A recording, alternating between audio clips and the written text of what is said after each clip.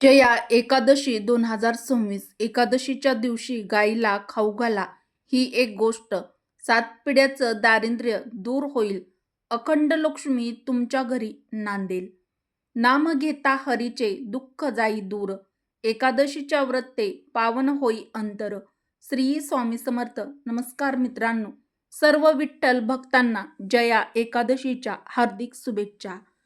आजचा दिवस तुम्हाला श्री विठ्ठलांच्या व माता लक्ष्मीच्या कृपेने आजचा एकादशीचा दिवस तुम्हाला सुखाचा आनंदाचा जावो हीच भगवान विष्णूंच्या चरणी प्रार्थना करून आजच्या या एकादशी स्पेशल व्हिडिओला सुरुवात करूया.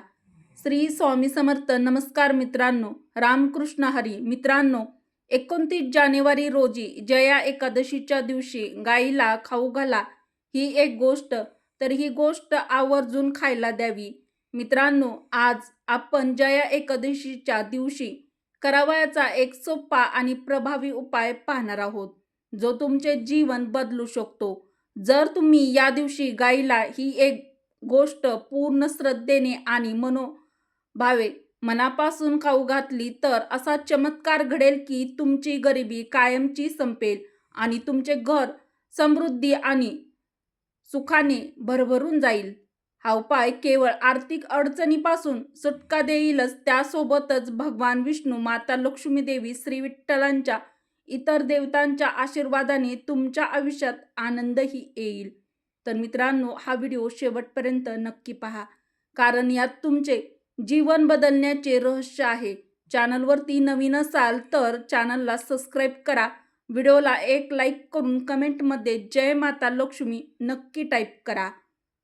आपल्या हिंदू धर्मामध्ये, खास करून वारकरी संप्रदायामध्ये, एकादशी ही अत्यंत पवित्र आणि अतिशय महत्त्वाची तिथी मानली जाते.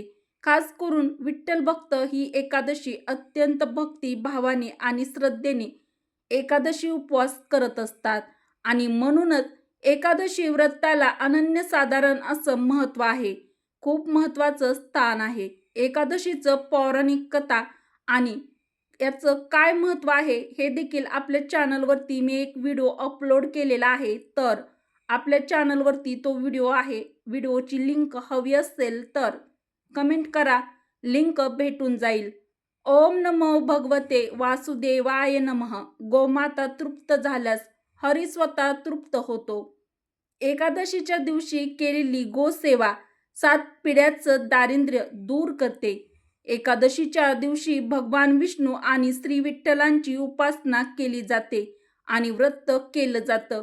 यामध्ये विठ्ठल भक्त खूप श्रद्धेने आणि आनंदाने मनोभावे हे एकादशी व्रत करत असतात. आज 29 जानेवारी गुरुवारच्या दिवशी जया एकादशी आलेली आहे. या दिवशी पवित्र नदीत स्नान करणं, दान देणं आणि पूजा करणे, श्री विष्णू आणि श्री विठ्ठलांची मनोभावे श्रद्धेने जप, उपासना, अभंग, हरिपाठ, एकादशी उपवास करणे याला विशेष महत्त्व आहे.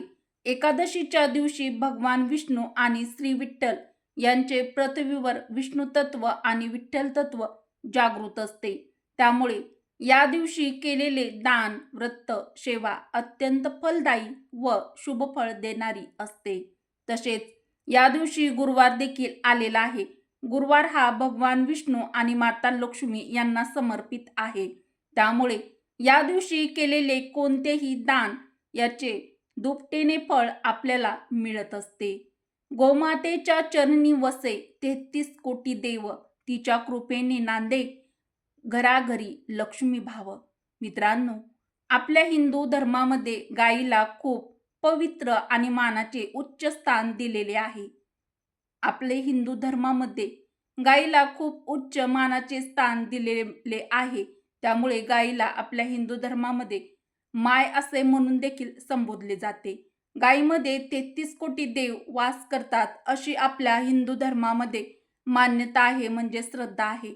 आणि म्हणूनच एकादशीच्या दिवशी गाईला आवर्जून खाऊ घाला. ही एक वस्तू 7 पिढ्याचं दारिद्र्य दूर होऊन अखंड लक्ष्मी तुमच्या घरी नांदेल.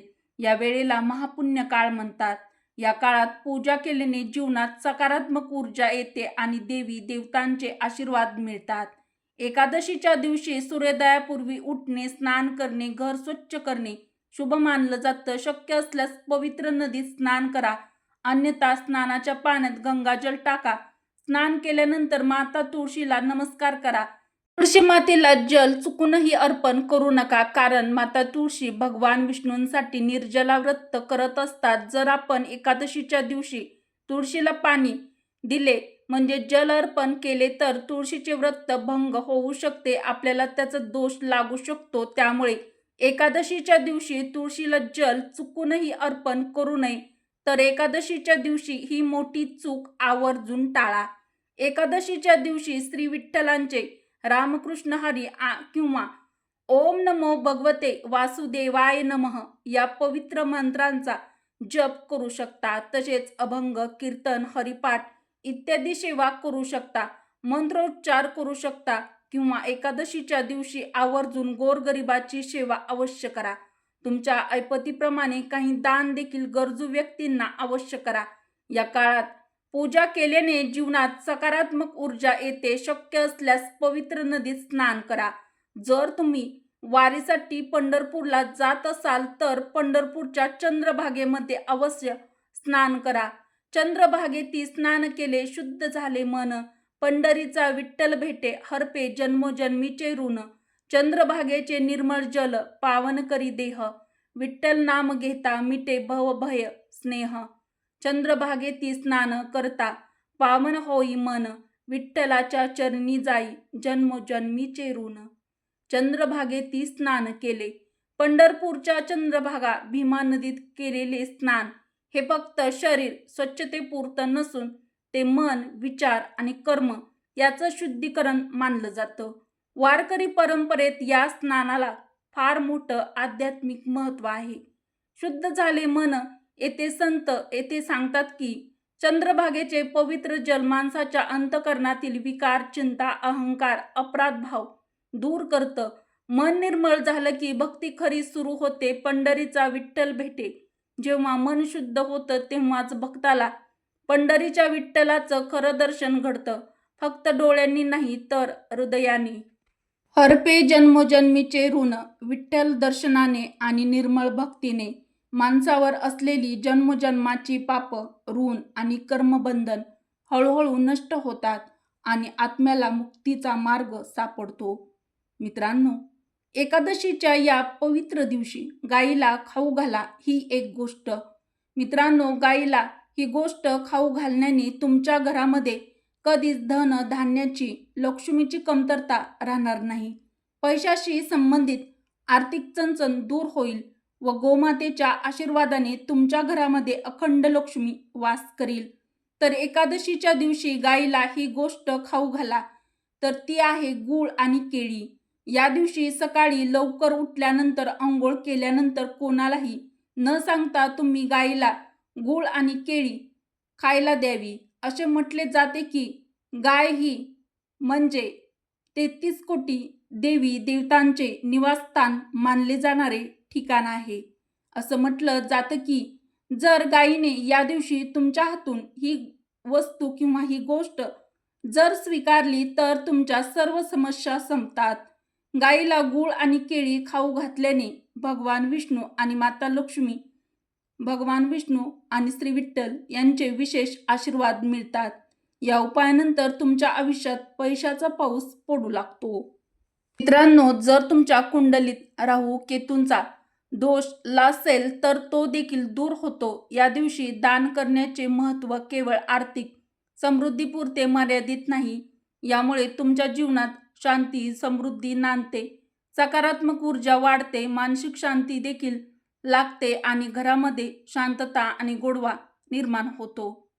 आपल्या हिंदू धर्मामध्ये, शास्त्रामध्ये गायीचे वैभव सर्वोच्च मानले गेले आहे. हे कोट्यावधी देवी देवतांचे निवासस्थान आहे. एकादशीच्या दिवशी गायीला गूळ आणि केळी खाऊ घातल्याने तुमच्या आयुष्यातील सर्व संकटे दूर होतात. घरात सुख, समृद्धी आणि शांती देखील येते. असं म्हटलं जातं की एकादशीच्या दिवशी गायीला चारा दिल्याने त्या व्यक्तीला भगवान विष्णू आणि माता लक्ष्मीची विशेष कृपा आशीर्वाद मिळतात. यामुळे तुमचे नवग्रह अनुकूल होतात. जर तुमच्या आयुष्यात राहुकेतूचा अशुभ प्रभाव असेल तर तोही संपतो. गायीला चारा देण्याचा हा उपाय केवळ पैशाची कमतरता दूर करत नाही तर जीवनात सकारात्मक ऊर्जा आणि आनंद देखील आणतो. एकादशीच्या दिवशी हा उपाय नक्की करा. मित्रांनो, गायीच्या आशीर्वादाने तुमचे जीवन आनंदाने भरले जाऊ शकते. जया एकादशीच्या दिवशी केलेला हा उपाय तुमच्या पूर्वजांना देखील शांत करतो आणि त्यांचा आशीर्वाद तुमच्या कुटुंबावर राहतो. ते तुमच्या आयुष्यातील प्रत्येक समस्या दूर करण्यास सक्षम आहे. प्रत्येक क्षेत्रातील तुम्हाला विजय मिळेल, यश प्राप्त होईल. त्यामुळे जया एकादशीच्या या पावन पर्वकाळामध्ये तुम्ही हा प्रभावी उपाय नक्की करा. जर तुम्हाला हा माहितीपूर्ण व्हिडिओ उपयुक्त वाटला असेल तर व्हिडिओला एक लाईक नक्की करा. चॅनलला मराठी रोहिणी किचनला सबस्क्राईब नक्की करा. व ही उपयुक्त माहिती उपयुक्त व्हिडिओ तुमच्या मित्र परिवारासोबत बहिणींसोबत जास्तीत जास्त शेअर करा. व्हिडिओ संपूर्ण पाहिल्याबद्दल आपणा सर्वांचे मनापासून धन्यवाद. श्री स्वामी समर्थ. जय श्री कृष्ण. जय माता लक्ष्मी. रामकृष्ण हरी. जय श्रीराम. धन्यवाद.